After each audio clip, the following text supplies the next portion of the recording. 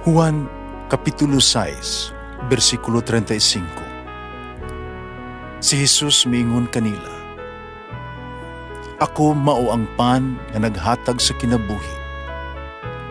Ang muari kanako dili nagayod gutomon, ug ang mutuo kanako dili nagayod uhawon."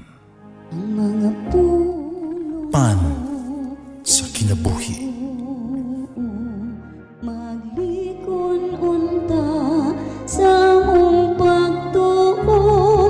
Gagaka kami sa pagtuman sa imong mahal nga kasuguan.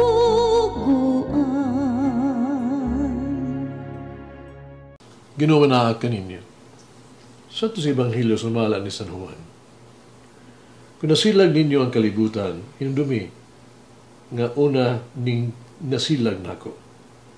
Dili unta maingon inikon iyamong sa kalibutan. Kinahigugma ang kalibutan sa iyaha. Pandili mo sa kalibutan, kaya ako'y nagpili ninyo gikan sa kalibutan. Usang kalibutan, nagdumot kaninyo. Hinumdumi ako ang gisulti. Ang ulipon di labaw sa galon. Kung gilutos, lutoson sab kamo. Ito ba nila ang ako ang ipanudlo nan karon tumanon ba nila ang inyo? Tungod sa ako ang ngalan, buhato nila kining tanan, kaya wala sila makaila sa nagpadala nako. Ang Ebanghelyo sa Ginoo. Pasalamati ang Ginoo kay siya maayo. Ang iyang gugma mulungtad hangtod sa kahangturan. Pasalamati ang Diyos sa tanang mga Diyos. Ang iyang gugma malungtaron. Pasalamati ang Ginoo sa mga Ginoo. Ang iyang gugma malungtaron.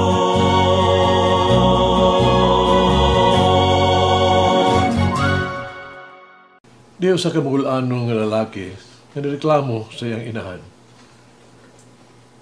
Mihunong ko sa pagsimba tungkol kay sa duha ka rason. Di na ko ganahan sa mga tao. Ang mga tao sa di na sa ganahan. Ganako. Ang inahan mo tuto kaniya. Umihupay kaniya na nag-ingon, "Anak ko, balik sa simbahan. Tagang ko ikaw usab og duha ka rason kung ganong mabalik ka. Una, 60 anyos ka na. Ni ikapagyod ang kura paruko." Alaot nga pare. Siguradong nag-antos siya sa iyang parukyano. Sa Ebanghelyo karong adlaw sa Jesus ipahayag, kung gilutos sila ako, lutoson usab nila kamo. Sa diyang naghisgot siya sa panglutos, ang iyang gipasabot pa ang mga panglutos na mag-antuson sa iyang mga tinunan gikan sa makabot sa mga Hudiyo o sa mga Romano, diha sila magpadayag sa iyang mga pagtulunan.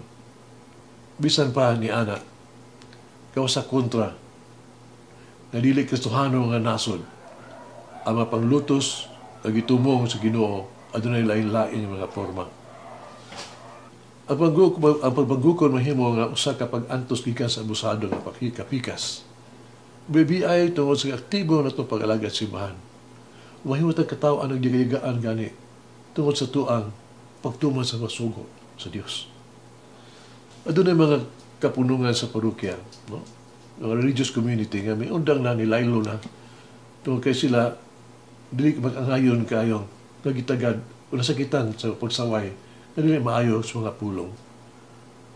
Sigurado, aduna sila maayong mga rason sa pagbuhat niini.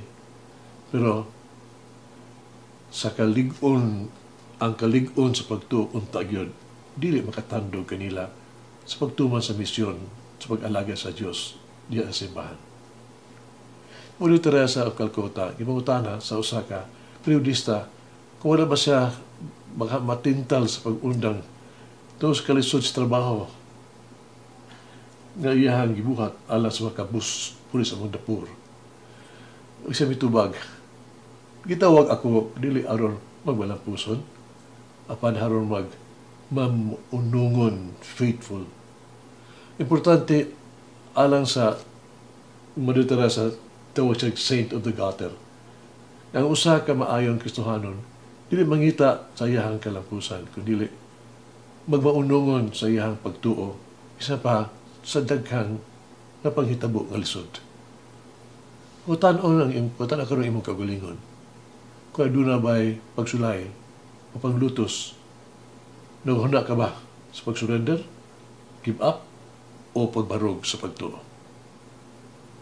Nagtuo ka ba ang tinuong disipulo naglakip sa pagsunod ni Kristo na nag-ingon, kung sila naglutos ka nako, sila usab maglutos kaninyo. Maghampo kita. Langit ng Amahan, masalamat ko karong adlaw sa imong dakong kasa sa Yesu Kristo. Higugmaon mo ako pag-ayo sa imong padala ng imong bugtong anak. Pero mabuhi ug mamatay alang sa akong sala. Isaulog ako sa mahayaong pagkabanhaw. Nag-angkon sa kadaugan, batok sa kamatayon ug sala. Hinaot nga mamatay ako, adlaw sa akong sala. Magpaduol kanimo sa iyong dalan alang sa akong kinabuhi. Ako magpuyo sa hingpit nga kalipay ni Kristo. Pasalo ako mga sala. Ginoo. Amen. Mama Mary, teach me to rely upon the Holy Spirit each day. Umalangin ang Diyos pagagahom sa tanan, Ama, Anak, Espiritu Santo. Amen. May the Lord of the divine mercy bless us all, heal us from all diseases and suffering. Ayun unta niya kita, tanang mga sakit na sa lawas o sa kalag, body and soul. In the name of the Father, the Son, and of the Holy Spirit. Jesus, I trust in you. Amen.